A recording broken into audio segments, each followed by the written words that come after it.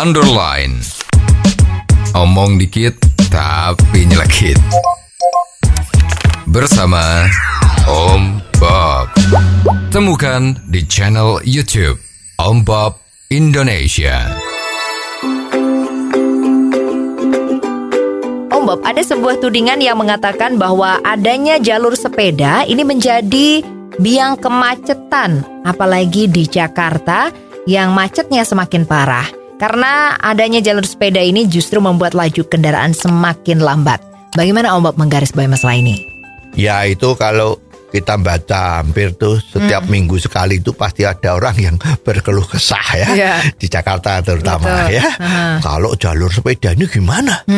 Kalau melihat situasinya mereka sedang jalan ya, kita sedang jalan di jalan-jalan raya itu yang macet, ya kan? Ya. Tapi di pinggir itu ada jalur sepeda yang kosong melompong, ya. Itu rasanya hatinya itu apa ya?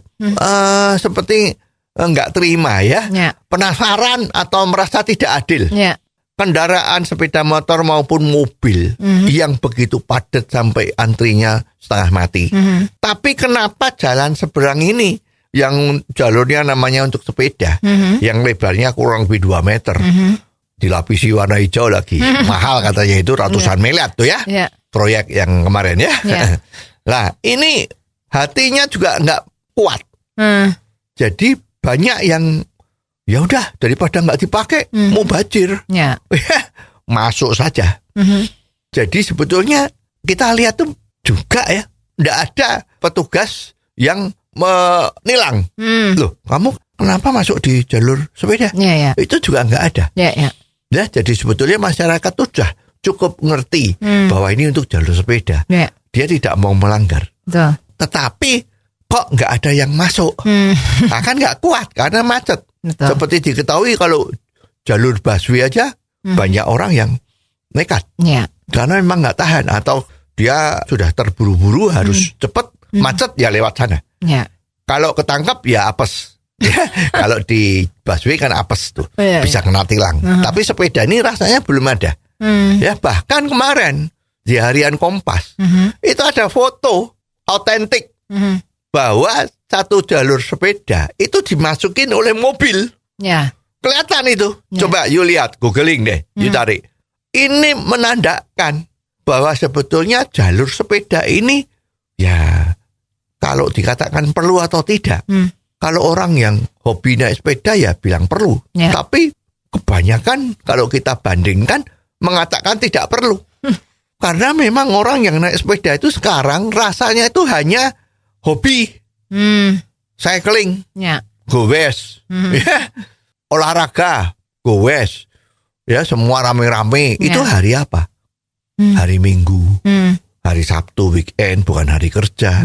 Kalau kerja dia tetap naik mobil sendiri ya, atau naik bis umum kalau memang milih angkutan umum. Ya, jadi sebetulnya ini nggak bisa. Dan memang kalau kita lihat di daerah-daerah, sepertinya gerakan membuat jalur sepeda ini sepertinya dinasionalisasikan. Ya, hampir seluruh daerah di Indonesia itu jalan-jalannya itu punya yang namanya jalur sepeda, ada 2 meter. Ya juga dicat beda sama aspal yang lain. Terus pembatasan-pembatasnya itu beda dengan Jakarta. Jakarta jangan pakai jalur khusus. Yuk ada pembatasnya. Ada pembatasan sepertinya dari beton atau apa itu ya. Dan biayanya kan jauh lebih mahal tuh, ratusan miliar ya. Tapi yang di daerah tuh rasanya enggak. Tapi dikasih yang namanya konblok. Itu warna oranye yang untuk memberi pembatas. Ya. Nah itu juga demikian. Ya. Menjadi macet jalannya. Dan yang naik memakai jalan sepeda tadi itu memang enggak ada.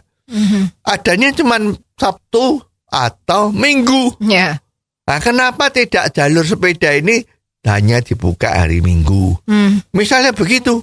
Malah jangan terus dikhusus-khususkan dibikin sepertinya kok cuman menghabiskan anggaran. Ya. Dan kalau lihat seperti ini, sepertinya loh ya, itu kepala daerah itu mendapat predikat, wah ini kepala daerah yang memperhatikan environment. Nah, yang memperhatikan polusi udara. Karena kalau naik motor atau naik mobil kan banyak emisi-emisi yang racun ya. Jadi pencitraannya bagus. Tapi menurut satu riset ternyata dengan adanya jalur sepeda yang begitu menghabiskan biaya banyak di Jakarta, ternyata kadar emisi yang racun di Jakarta itu tidak turun. Lah yuk, maunya tujuannya apa? Apa ini tidak cuman pencitraan aja? Ya, saya kira memang ini harus cepat-cepat. Jangan seolah-olah menyelesaikan masalah tadi kan, supaya tidak polusi, tetapi menimbulkan masalah baru, macetnya bertambah.